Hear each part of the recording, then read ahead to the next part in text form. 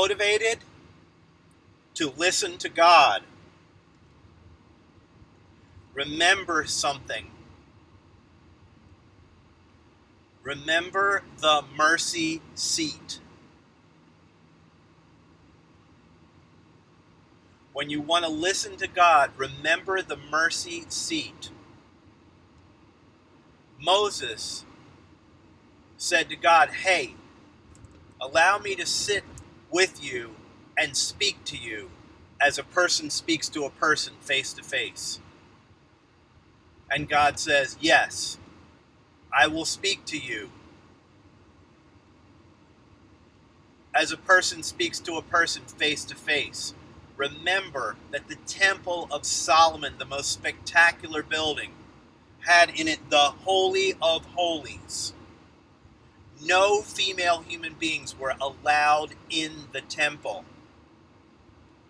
Only one human being out of millions was allowed into the Holy of Holies once a year. And he could sit down on the box. The word ark means box or container. He could sit down on the box, which is the mercy seat, that had underneath of it the 10 Commandments tablets, Aaron's rod that budded and produced fruit, which proves that there are some people that God selects to be a voice of authority, and quit complaining if God's selecting a certain person.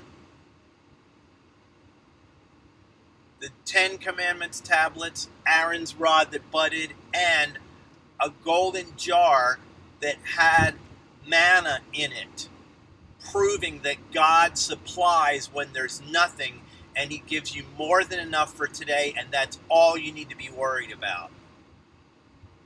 Number one, there is a rock of offense. There is a rock that has God's hand carved into it, where if you don't lift up that rock, it will fall down and crush you. So the guy gets to sit on the Ark of the Covenant, and remember, no man can minister or do stuff for God without his head, the hair of his head, tightly covered. Then, God cares about fabric. The command to put on fringes on tzitzit of your four-cornered garment is a big deal. God made the first clothing. He killed animals and made good clothing to cover the beautiful physical body. Remember that when Yeshua did his job, crucifixion, when he did his job, the veil in the temple was torn from the top to the bottom. The veil, 6 inches thick, 48 feet wide, 5 stories tall, torn from the top to the bottom, indicating that the Holy of Holies is now open to everybody. Not just men, but men and women. Not just Jews, but Jews and Gentiles. Not just rich, but rich and poor. And even the doors of the temple would not remain closed after that season. They would close the doors and they would open supernaturally, indicating that there was an opening up of the temple and an opening up of the Holy of Holies. This is a big deal. This is supernatural stuff. Pay attention to it. When the veil is torn from the top to the bottom, the men are instructed by Jesus to take the covering off of their heads and go straight into communication with God with no temple, no veil, no Ark of the Covenant, just by the blood of Jesus. The men go straight in to talk to God with nothing on their heads. I just took off my hat. And the women can come in side by side with them and speak to God as a person speaks to a person.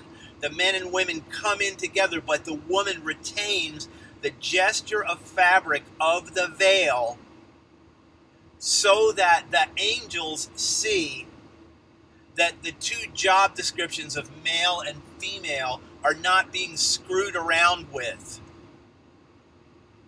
and the woman is respecting that there is this weird structure of hierarchy from Yahweh God to Christ, from Christ to man, and from the men, the caring for the women who are called a little weaker and a little more easily tricked by spirits. So the men have to rise up and take authority like Adam did not do. It was Adam's fault for not speaking up. It's a both-and situation. She was doing her job, bringing in nice things for her husband, but her mind was empty to the fact that God had spoken a thing, and she did not consider that the true prophetic word was in the man who was directly connected with her. Women, that means your son, your uncle, your pastor, your father, your male brotherhood friend, or your husband, all potentially have the true prophetic word that you are missing.